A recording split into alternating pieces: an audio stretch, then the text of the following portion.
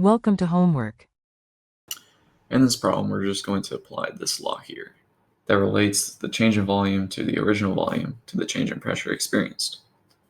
Solving this for delta P, we get delta P is equal to negative bulk modulus times delta V over V naught.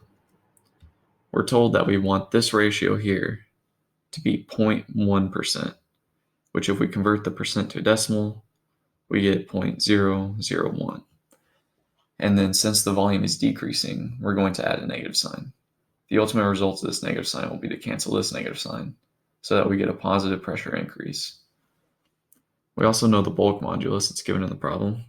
And so if we know that, we know this now, we can solve for the change in pressure experienced.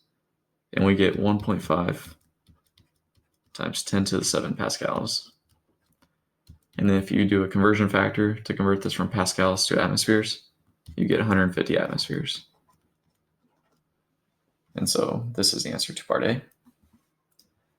In part B, we want to figure out the depth at which this happens.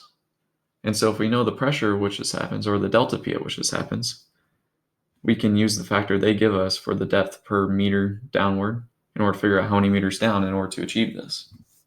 And so, doing the math, 1.5 times 10 to the 7 pascals, which is the delta P found here in pascals.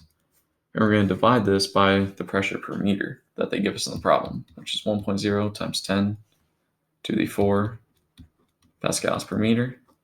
Doing this division will give us the meters below the surface she must be. And this is 1,500 meters.